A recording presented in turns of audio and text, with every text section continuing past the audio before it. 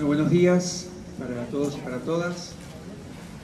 En primer lugar, por supuesto, agradecer a Ser Familia por Adopción por esta invitación. Para mí es un gusto, es un placer compartir con ustedes esta instancia, algo que para quienes trabajamos en la temática de adopción, particularmente desde, en mi caso, equipos técnicos, es un objetivo plasmado y un gusto también ver que las personas que son ya familia adoptiva o que quieren ser familia adoptiva se pueden unir, reunir y compartir. Esto hace que la temática toda crezca, que no sea solo una responsabilidad de las instituciones, sino que también ustedes, que son una parte importantísima de toda esta vivencia, también formen parte del crecimiento de la temática en nuestro país. Y desde ese lugar entonces es que las Lauras me pidieron que compartiera con ustedes una historia. Ellas me decían, bueno, alguna historia en donde se plasme esto donde se plasme esta palabra de resignificar. Por eso el título es Resignificando Historias. Bueno, yo habitualmente estoy acostumbrado a trabajar con la computadora acá, así que me van a ver viendo cada tanto, ¿sí? Espero que no les moleste, o me pongo así medio de costado para poder ir viendo algunas de las cosas que están puestas en las diapositivas. Pero yo quería empezar con esta frase que está puesta, porque la resignificación tiene mucho que ver con abrir la mente. Tiene mucho que ver con abrirse a otras alternativas y a otras posibilidades dentro de la temática de adopción. Vamos a ver si funciona esto. Ajá, muy bien. Qué increíble que funciona, ¿no? Uno cree que no, pero así como lo ven, funciona. Claro, cuando me pidieron que hablara sobre la resignificación, mi cabeza siempre se hace preguntas. Entonces yo dije, bueno, resignificar. ¿Qué es resignificar? Pero a ver, primero tendríamos que ponernos de acuerdo sobre qué es significar. No lo podemos dar tan por sentado.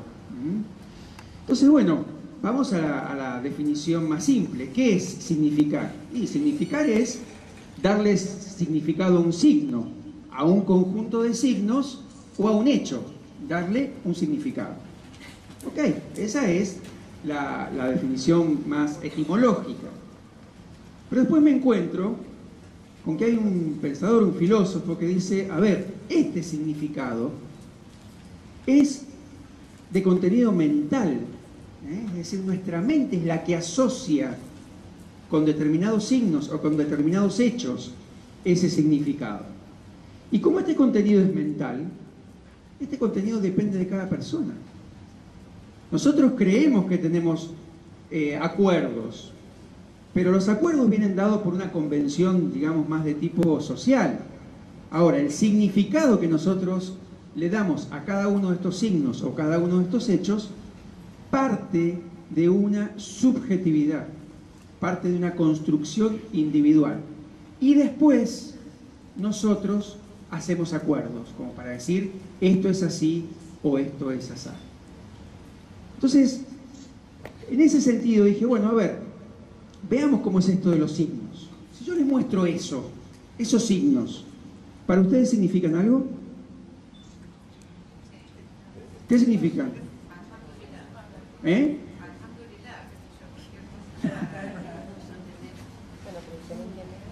A mí particularmente no me significa más que unos lindos dibujitos, ¿sí? Ahora, si yo les pregunto, si esos signos que están ahí, para ustedes, esto es para que me contesten por sí o por no, ¿se relaciona con esto? ¿Esos signos? No sé. No, para ustedes, no, por sí o por no. No, para mí tampoco. O sea, esos signos que están ahí arriba, para mí, no se relacionan con esa foto. Les voy a poner otros signos para ver si eso se relaciona con esta foto. Sí, los signos de abajo se relacionan con esa foto. Pues bien, el signo de arriba es casa también, en árabe. Entonces, esto es como para que podamos ver que el significado de determinados signos lo ponemos de acuerdo, lo ponemos subjetivamente, pero de acuerdo a un consenso también cultural, social, que hace que las formitas de abajo nos remitan a esa imagen. ¿Ok? Esto es dar significado. A estas letritas nosotros le damos un significado. Entonces, a cada cosa que uno dice o hace, uno le otorga un significado. Ahora, este significado no contiene todos los aspectos de ese hecho, sino que contiene nuestra subjetividad. Nosotros los miramos desde nuestros lentes. ¿Y cuáles son nuestros lentes? Y nuestros lentes son las diferentes vivencias que hemos tenido, las enseñanzas que hemos recibido, los valores en los que nos hemos formado, nuestras alegrías, nuestros dolores. Todo eso forma parte de la subjetividad que nos hace darle un significado a determinada cosa. Y también ese significado contiene las ideas de esa cultura o de ese lugar en donde nosotros vivimos. Pero para mí es importante que nos pongamos de acuerdo en que el significado que yo le doy a algo no contiene todos los elementos de ese hecho, sino que contiene todos los elementos que son importantes para mí, porque son valiosos para mí. Todos los que estamos acá hemos sido formados en una modalidad de pensamiento sobre esto de los significados. Digo todos los que estamos acá porque esto viene más o menos de fines de 1700, 1800. Todos los que estamos acá creo que somos posteriores a esa fecha. Entonces todos estamos en las mismas condiciones. Pero todos hemos sido formados en esta modalidad de pensar el significado de las cosas desde el por qué pasan. ¿Por qué pasa tal cosa? Como dice esta frase que está ahí abajo, miles de personas vieron caer una manzana, pero Newton fue el único que se preguntó ¿por qué cae? Ahora, esta referencia de por qué pasan las cosas nos ha llevado a esta construcción en nuestra cabeza. Las cosas pasan por esto. ¿A ustedes les sucede esto? Porque a mí me pasa. Las cosas pasan por esto. O al revés. Por esta situación pasa tal cosa. Esa modalidad de causa-efecto es la que viene de las ciencias duras, de las ciencias naturales, de las ciencias matemáticas, pero se ha colado a todo nuestra forma de pensar. En todo lo que vivimos, cuando pasa algo, cuando hay un efecto, lo primero que nos surge es preguntar ¿y por qué pasó tal cosa? Causa-efecto. Por este motivo pasó tal cosa. Ok, en las ciencias duras no hay problema, porque esto es así. Pero entre las relaciones entre las personas, en los vínculos humanos, en las sensaciones y en la comunicación humana, ¿es así?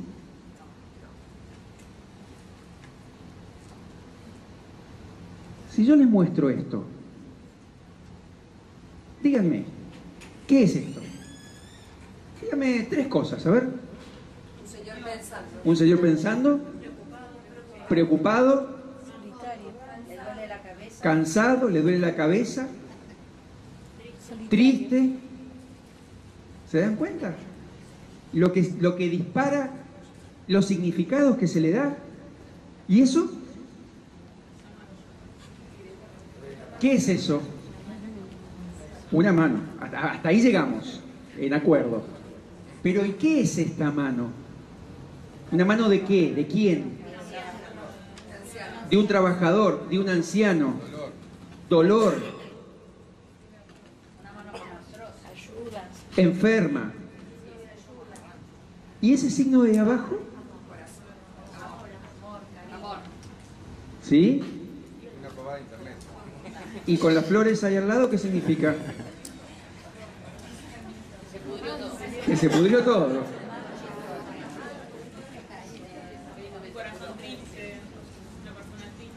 Corazón triste, algo que se rompió. ¿Sí? Y en realidad lo único que tenemos es una flor con una con un tallo roto, ¿no es cierto? Pero todo lo que dispara. ¿Y ahí quiénes son esas dos?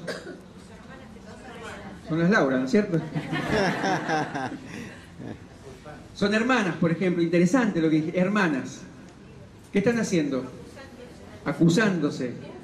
O sea, ¿qué hacen los hermanos, básicamente? Pelear, como saben de esto, ¿eh? Ahora, ¿se dan cuenta entonces que esta matriz que tenemos de causa-efecto en las relaciones humanas, no? Porque de simples imágenes les hemos dado distintos significados. ¿Cuál es el verdadero, para ponerle alguna referencia? El de cada uno. Tantas verdades como sujetos. Recuerden todo lo que están diciendo para cuando piensen las situaciones con sus hijos. No en la teoría, sino cuando nos preguntamos ¿y por qué pasa esto? Nuestra cabeza lo que espera es encontrar la causa de tal cosa. El tema que estamos viendo que en las relaciones entre humanos no hay una causa. Por lo tanto, todo se complejiza un poco más. Ahora, como para cerrar esto, como para que identifiquemos la complejidad. En las ciencias duras, por una causa hay un efecto. En las relaciones humanas nos encontramos con una multiplicidad y aparte entrecruzamiento de causas que generan multiplicidad y entrecruzamiento de efectos.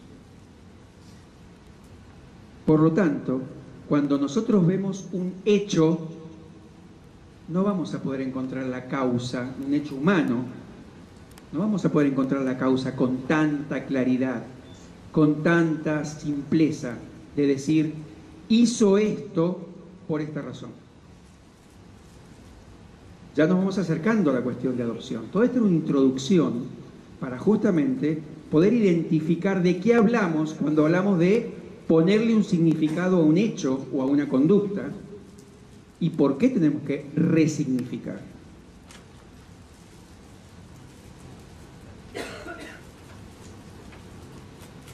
Yo quiero contarles un poco algo sobre esta foto, porque esta foto fue la que me llevó a mí a cuestionarme profundamente los significados que yo tenía sobre la temática de adopción o sobre lo que yo entendía que pasaba en determinadas situaciones. Si ustedes se fijan bien, esa es una foto de un diario de Mendoza y tiene fecha del año 2000. ¿Lo identifican? Sí. Bien. Yo venía trabajando en la temática de adopción de hacía 2 años. Había empezado en el equipo interdisciplinario hacía 2 años. Y habíamos tenido algunas situaciones de niños abandonados en la vía pública. Conocen esto, ¿verdad? Dejados en la vía pública. ¿Qué significado le da la sociedad a este hecho? Es un significado que, digamos, la sociedad dice, y bueno, está bien, ¿qué se le va a hacer? ¿Eso es lo que dice la sociedad? ¿Cierto? Que hay una carga fuerte hacia este hecho, hacia esta mujer que hizo esto. ¿Sí? Ok. ¿Y qué sucede también cuando aparece un niño en la vía pública? ¿Se encuentra la progenitora, se ubica a la mujer que hizo esto? No. habitualmente no. Pues bien, el 10 de mayo, en la mañana, mejor dicho el 9 de mayo, en la mañana, esta señora encontró un bebé ahí, en la puerta de su casa, en el árbol, en realidad. Salió y encontró a un bebé recién nacido en el árbol de su casa.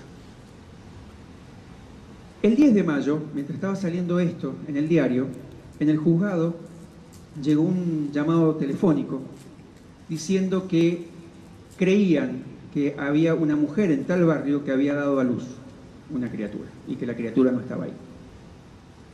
Entonces, el juez en turno, la jueza en turno, me dice que yo vaya hasta esa casa. Era un barrio, digamos, de mucha carencia, y yo llego a la casa donde me iba a encontrar, prácticamente, pues los datos eran muy, muy concretos, es decir, me iba a encontrar con esta mujer. Me iba a encontrar con la mujer que había dejado a este bebé en el árbol. Yo iba con toda la carga encima. Cuando llego a esta prácticamente una habitación y golpeo, sale un niño de 12 años. Entonces le pregunto si ahí vivía tal persona, que habían dado los datos, me dijo que sí, me hace pasar y en medio de esta habitación, con piso de tierra, muy carenciada, había una mujer en una cama. Estamos hablando de el mes de mayo, estaba fresco, la mujer estaba volando en fiebre, pero con tiritones de fiebre visibles, con otros hijos alrededor de 4, 5 y 6 años.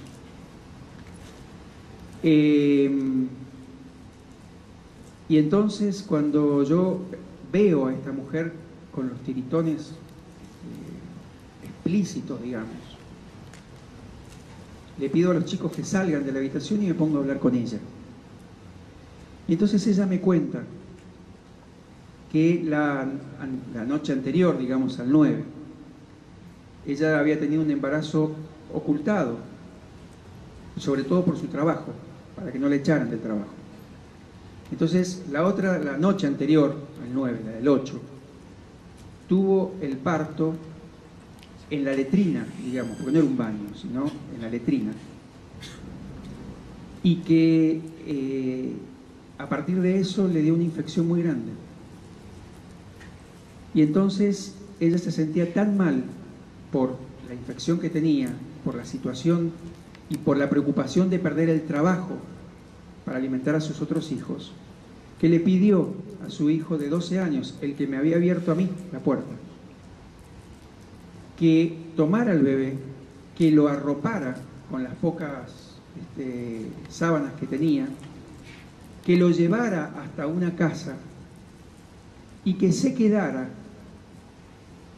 2 árboles más hasta que viera que alguien se hacía cargo del bebé. Y eso es lo que hizo.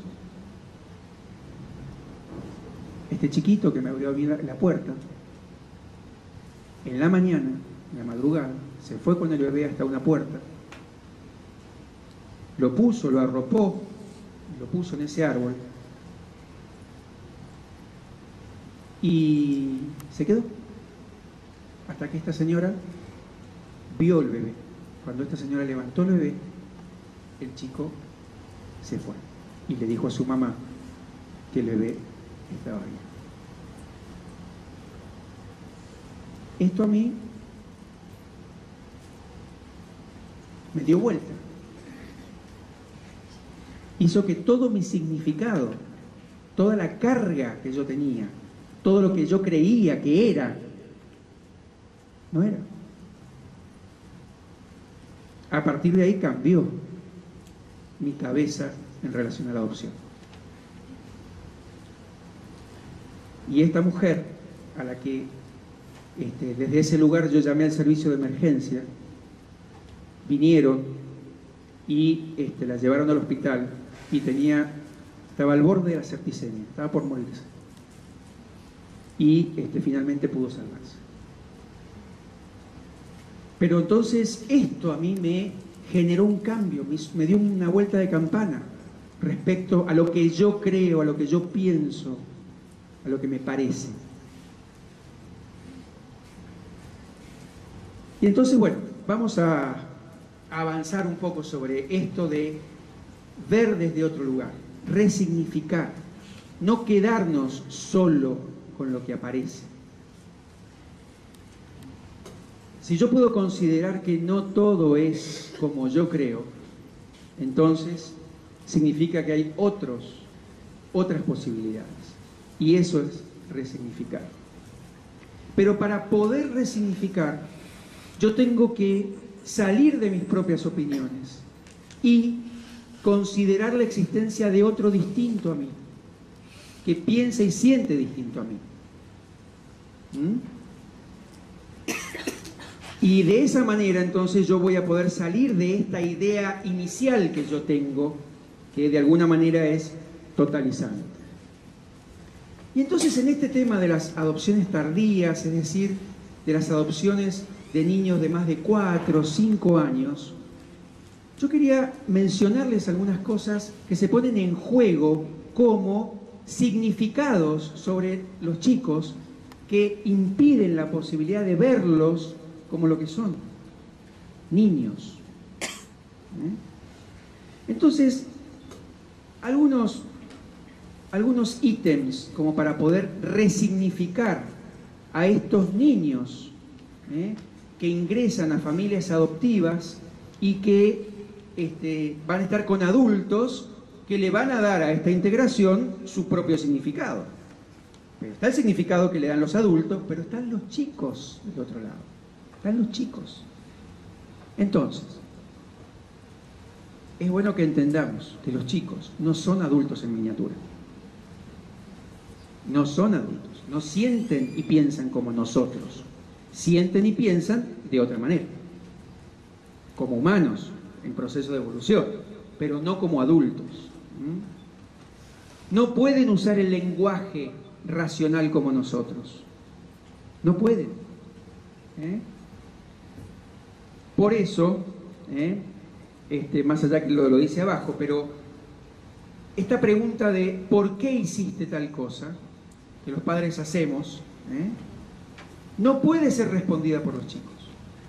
Una de las razones es porque no pueden utilizar el lenguaje de la misma manera que nosotros. Entonces, lo que tenemos que saber es que lo que ellos hacen es actuar sus vivencias. ¿A través de qué las actúan? A través de conductas. A través de conductas. Los chicos hacen cosas. Ahora, lo que hacen tiene un significado que no siempre es el mismo que nosotros tenemos y percibimos. Estas conductas tampoco tienen la misma implicancia. Fíjense que ahí está la palabra manipulación. La palabra manipulación es una palabra muy fuerte que se utiliza entre los adultos. La manipulación es la utilización de determinadas acciones y recursos para sacar una ventaja, pero con una acción, digamos, bastante, muchas veces dirían los psicólogos, hasta perversa. Bueno, los chicos, salvo que tengan alguna patología, no utilizan la misma forma no son manipuladores. Sí buscan su propio beneficio, pero como lo buscamos todos. Otra cosa es que los chicos no son plenamente conscientes de las cosas que hacen.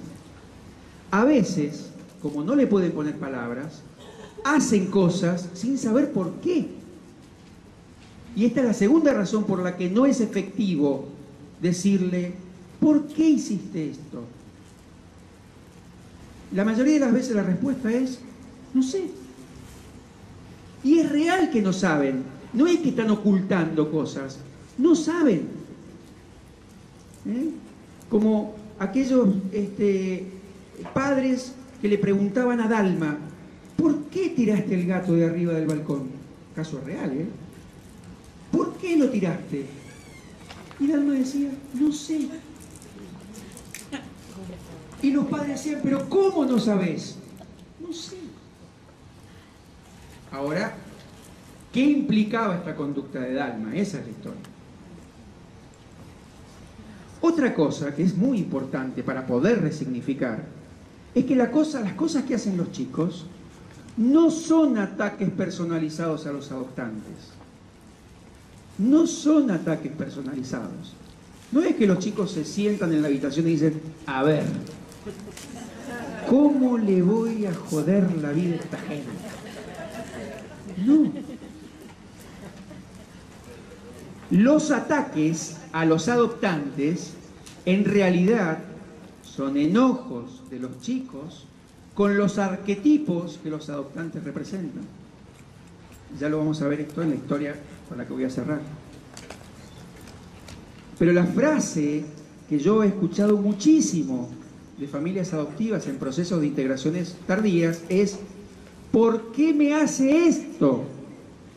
Si yo le doy, le hago, la cuido, ¿por qué me hace? No te lo está haciendo a vos. Lo está haciendo contra la vida, en todo caso. Y en esto es importante, cuando uno está frente a una integración tardía, es importante conocer los procesos de, digamos, alguna de las razones por las que pasan determinadas cosas. Porque si no uno se desorienta mucho. Porque cuando empieza una integración adoptiva, niños de más de 4, 5, 6 años, lo primero que se da es esta luna de miel, en donde todo es fantástico. Es más, la frase más representativa es, y ya me dice mamá o ya me dice papá. Y esto hace que rápidamente uno crea que ya está todo bien y no sabe que lo que viene es durísimo, que es la etapa reactiva. Pero la etapa reactiva, que es donde aparece esta historia de por qué me está haciendo esto, hay que saber que tiene fundamentalmente, entre otras, dos grandes razones por las que se manifiesta. La primera está de alguna manera relacionada a los adoptantes. Es como si los chicos le dijeran a los adoptantes, bueno, mira, ya te mostré todo lo fantástico que soy, ahora te voy a mostrar todo lo otro. O sea, ya me querés por todo lo fantástico, ahora te voy a mostrar todo lo otro, a ver si me seguís queriendo. La cuestión es que cuando los chicos hacen esta referencia, en el fondo, allá atrás, lo que esperan de los adoptantes es que los adoptantes le digan, te vamos a bancar como seas. Pero llega un momento, si esto no se tiene claro, si esto no se sabe, llega un momento en que los adoptantes muchas veces dicen, ¿sabes qué? Si querés, volvete donde estabas antes. Porque llega un momento que el hartazgo es fenomenal. Volvete donde estabas antes. Eso es justamente todo lo contrario de lo que los chicos necesitan. Pero este es uno de los puntos. Y el otro punto es que esta etapa reactiva, y esto lo vamos a ver ahora en la historia de Yaira, esta etapa reactiva es un momento de mucho dolor que viven los hijos. Es raro, es paradójico, porque para los adultos que han adoptado están en un momento de creciente realización. Es decir, durante muchos años buscaron ser familia por adopción, se produce la integración adoptiva y empieza el inicio de una nueva vida, ¿verdad? El tema es que para los hijos, la integración adoptiva es el inicio de una nueva vida, pero es el duelo y el dolor por otra vida perdida. Otra vida que ya no tienen. Y que tal vez no haya sido la mejor, no me cabe duda. Pero también tuvo sus cosas positivas, o que las arraigaban de alguna manera. Por lo tanto, para los chicos es un proceso de duelo, de dolor, de saber que lo que alguna vez tuvieron no lo van a tener más. Por eso es que se da también estas etapas reactivas. Estos son elementos entonces para poder tener en cuenta, para poder resignificar, para poder encontrarle otro significado a determinadas conductas. Y yo quiero terminar contándoles la historia de Shaira, de Brian y de Nathaniel. Y fíjense, yo voy a tratar de ser sintético porque si no puedo quedarme sin ningún problema hasta la noche. Así que voy a tratar de sintetizar. Pero fíjense, en julio del 2009, Shaira, Brian y Nathaniel vivían con su familia de origen, particularmente con una tía. La progenitora se había ido y ellos se habían quedado con una tía, con la abuela y el abuelo. Se muere el abuelo y entonces quedan con la abuela y la tía y empieza un proceso de negligencia y de violencia que hace que Shaira, con 9 años, se vaya una noche, se vaya de la casa hasta una comisaría a pedir ayuda. Ella fue hasta una comisaría a decir que estaba teniendo situaciones de violencia y que no quería seguir viviendo eso. Obviamente se activa todo el aparato, digamos, servicio de protección. En ese momento todavía en Mendoza todos los servicios de protección todavía no estaban muy aceitados, entonces interviene el juzgado directamente. En agosto entonces los tres van a una institución de la Dirección de Niñez y Shaira decidió dejar de ir a la escuela. Ella decidió dejar de ir a la escuela, no quería ir más a la escuela. Ya que no saben qué pasó, dejó de ir a la escuela. Porque en estas instituciones, en macroinstituciones, pasan este tipo de cosas. Brian, que es el hermano de 6 años, fue diagnosticado como una debilidad mental, ¿no? Ahí en esta institución. ¿Y qué es lo que manifestaba Shaira en relación a su vida anterior? Tenía una muy mala imagen vivencial de su madre, tenía una imagen mala de una tía, una imagen más o menos buena de la abuela y de otra tía, y una imagen muy idealizada con mucho afecto y mucho amor hacia el abuelo muerto. Pero de todas maneras no volvían con esta familia de origen. Cuando estaba en la institución, Shaira no dejaba que nadie hablara con ella, y menos que hablara sobre el tema de la posibilidad de una adopción, porque unas primas de ella, chiquitas, habían sido integradas en una familia adoptiva. Ella decidió que con la única persona que podía hablar era conmigo.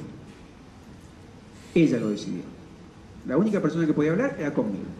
Entonces comenzamos un proceso de diálogo sobre esto. Un año después se hace la declaración de desamparo, se produce una primera vinculación con una pareja a la que a Shaira no le gustó. A Shaira no le gustó. Por lo tanto, la vinculación terminó fracasando, porque hizo todo lo necesario para que la vinculación fracase. Y hasta que aparecen Ricardo y Betty. ¿Sí? Pero lo que sucede acá es que en la vinculación con Ricardo y con Betty, Shaira tiene importantes problemas de vinculación con Betty.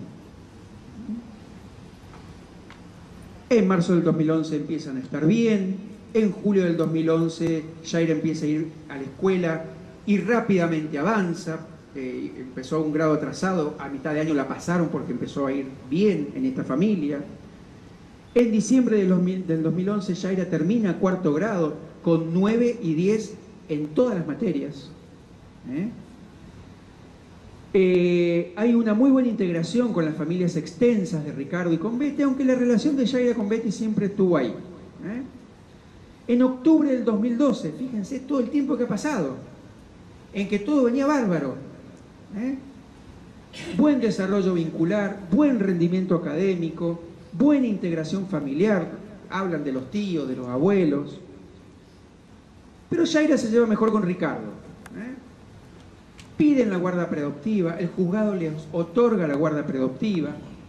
En abril del 2013, ahora, estamos acá, 2013. Yaira, que ahora tiene 12 años, es prácticamente un referente en la escuela por las notas que tiene. Brian, que tenía debilidad mental, no tiene ninguna debilidad mental, está muy bien en la escuela.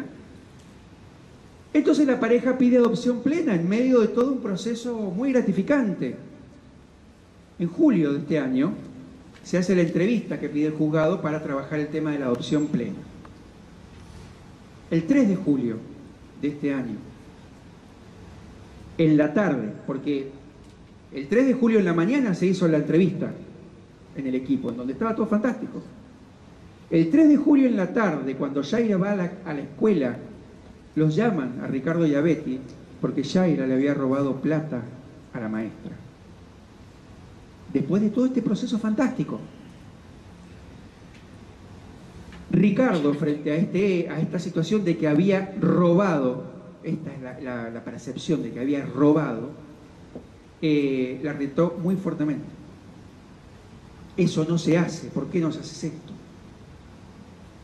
Y a la mañana siguiente, a la madrugada siguiente, Yaira tomó a su hermano Brian y se escapó de la casa. ¿Y saben a dónde se fue? A la casa de la tía. Y cuando las encontraron 3 días después en la casa de la tía, en el juzgado Yaira dijo que se escapó porque la pareja le pegaba y que Betty la obligaba a hacer cosas malas. Y Brian decía lo mismo. Entonces uno se preguntaba, ¿qué pasó? Si venía todo tan fantástico, ¿qué pasó? ¿Por qué sucedió? ¿Se acuerdan de la primera pregunta cuando empecé? ¿Por qué sucedió esto? Pues bien, estas fueron las primeras significaciones que hubieron. Estas fueron las primeras cosas que salieron en el juzgado, en los peritos, de que Yaira en realidad era una niña rebelde, mentirosa, manipuladora. Esto es lo que decían las referencias. Si hizo esto es porque en realidad, ¿qué va a hacer después? Difícilmente pueda ser adoptada porque quiere seguir viviendo sin límites como vivía con las tías. Si ella quiere ir con la tía, hay que considerar la posibilidad. Esta fue la referencia del juzgado. Hay que evaluar, dijo el juzgado, si ella quiere ir con la tía. Y los adoptantes dijeron, bueno, si no le gusta nuestra casa, que se vaya con la tía. Y la referencia que está utilizando la historia de la tía para sacar provecho. Esta fue la primera significación. Pero a ver, ¿cuándo pasó esto? Pasó el día en que se estaba por definir la adopción plena. Pasó el día en que se presentificó la posibilidad de que iba a perder para siempre. Esta es una vivencia de ella, no es que iba a pasar en la realidad. Pero ella iba a perder para siempre ese pasado. Y entre ese pasado estaba su abuelo. Entonces, cuando están estas sensaciones de vacío en los chicos, es cuando aparece esta conducta de agarrar cosas y llevárselas. ¿Cómo se llama eso en nuestra cultura? Robar. Pero no es eso. Es que frente a un vacío se toman cosas. Estas son cosas inconscientes, no lo podemos entender solamente así. Pero las conductas muestran otro tipo de vivencias que son necesarias resignificar. No quedarnos solo con nuestra primera significación o con lo que aparece delante de nuestros ojos. Las dificultades, los problemas, no son solo lo que parecen. Son otras cosas que necesitamos poder ver. Pero para poder ver esas otras cosas, lo que tenemos que hacer es ver al otro. Por eso la pregunta, más allá de que la paso por una cuestión de tiempo, la pregunta no era ¿por qué hizo esto?, sino ¿qué pasó en Yaira para que se manifestara esto? Y eso lo que hace es generar una multiplicidad de posibilidades, una multiplicidad de causas y a su vez una multiplicidad de efectos. Yo no voy a poder desarrollar esto de los 5 pasos del duelo, pero hace referencia a esto que les decía, la paradoja de que mientras Ricardo y Betty estaban felices porque iban camino a la adopción plena, después de 2 años y medio de una muy buena relación con Yaira y con los chicos, en Yaira se estaba manifestando otra vivencia que ni ella misma podía identificar y que solamente explotó a través de una conducta visible. Y solo cuando pudimos, digamos, desde el equipo nuestro, cuando pudimos instalar en el juzgado y en la familia adoptiva, pudimos instalar la idea de que había otras significaciones aparte de lo que se veía, es cuando la situación empezó a modificarse. Porque Yaira volvió con esta familia por disposición del juzgado. Volvió con la familia adoptiva, quiero decir, por disposición del juzgado. Pero a partir del momento que a Yaira se le explicó de que no iba a volver con la familia de origen, que no había ninguna posibilidad de que volviera con la familia de origen, y transitó este camino. Primero era una negación y una idealización con la familia de origen, después un enojo fuertísimo con Ricardo y con Betty, pero después, cuando se le mostró que más allá de su enojo se la quería y se la iba a seguir apoyando y conteniendo, entonces empezó un periodo de negociación. Un periodo de, bueno, evidentemente, esta es mi casa. Y después un periodo de bajón, hasta que pudo finalmente aceptar que esta era su nueva realidad y que su nueva realidad no pulverizaba la anterior, sino que la incluía desde otro lugar. Hoy Yaira está con sus 2 hermanos, con Ricardo y con Betty, en un proceso, digamos, muy satisfactorio. ¿Pero por qué? Porque se pudo resignificar estas conductas y no quedarse solamente con lo visible. Y cierro con esto. Para poder resignificar, es decir, darle un nuevo significado a los hechos, tengo que reconocer. Es decir, tengo que conocer de nuevo y no quedarme solo con lo que aparece. Si yo puedo considerar que no todo es como yo lo significo, y si puedo considerar que hay otros significados posibles, entonces se construyen infinidad de puentes que facilitan los encuentros entre las personas. Muchas gracias.